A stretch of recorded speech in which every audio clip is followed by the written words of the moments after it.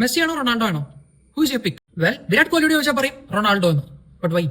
Fitness obviously. രണ്ടുപേരും workout മുടക്കില്ല എന്ന് സംഭവിച്ചാലും വീണോ.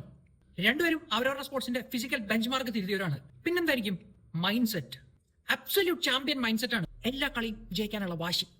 മെസ്സി നമ്മളൊരു ബോൺ ജീനിയസ് എന്ന് പറയാറുണ്ട്. കാരണം football just flows through him നമ്മൾ പറയും. അപ്പൊ റൊണാൾഡോ അതൊരു സെൽഫ് മെയ്ഡ് മെഷീൻ ആണ്. കോഹ്ലി ചിലപ്പോൾ കണക്ട് ആവണം അവിടെ ആയിരിക്കും. Because Kohli is just exactly the same. പിന്നെ ബില്യൺസ് ഓഫ് ഫാൻസ് ആണ് രണ്ടുപേർക്കും. ഏറ്റവും കൂടുതൽ ആളുകൾ കാണുന്നത് ഇവരുടെ കളിയായിരിക്കും. ഏറ്റവും കൂടുതൽ ആളുകൾ വിമർശിക്കുന്നത് ചിലപ്പോൾ ഇവരുടെ കളിയായിരിക്കും. ഇങ്ങനെയൊക്കെ നടക്കുമ്പോൾ ഒരു കംബാക്ക് ഉണ്ട്. റൊണാൾഡോയുടെ വക ഒരു ഹാട്രിക് കഴിഞ്ഞു. കോഹ്ലിയുടെ വക ഒരു സെഞ്ചുറി, ചിലപ്പോൾ ബാക്ക് ടു ബാക്ക് സെഞ്ചുറീസ്. പിന്നെ ഒരു ദിനം മിണ്ടില്ല, ടോട്ടൽ സൈലൻസ്. അതുപോലെ കോഹ്ലി തമാശയ്ക്ക് പറയാറുണ്ട്, എനിക്ക് എപ്പോഴെങ്കിലും റൊണാൾഡോ ആവാൻ പറ്റുകയാണെങ്കിൽ ആ ബ്രെയിൻ ഞാനൊന്ന് സ്കാൻ ചെയ്ത് നോക്കും, ഇമാതിരി വിൽ പവർ ഒക്കെ എവിടുന്ന വരണം അറിയാൻ വേണ്ടിയിട്ട്. പോർച്ചുഗീസ് 2022 വേൾഡ് കപ്പിൽ നിന്ന് ഔട്ടായ ടൈമിൽ കോഹ്ലി പറഞ്ഞ ഒരു കാര്യമുണ്ട്, no trophy can define Ronaldo's legacy because his real achievement was inspiring people to realise that pure hard work can match natural genius. കാരണം കോഹ്ലിയെ പോലെ നൂറുകണക്കിന് ആളുകളായിരിക്കും റൊണാൾഡോയിൽ നിന്ന് ഇൻസ്പയർ ആയിട്ടുണ്ടാവുക. നമ്മൾ ഗോട്ട് എന്ന് വിളിക്കുന്ന കിങ് കോഹ്ലി റൊണാൾഡോയെ ഗോട്ട് എന്ന് വിശേഷിപ്പിക്കാറുണ്ട്.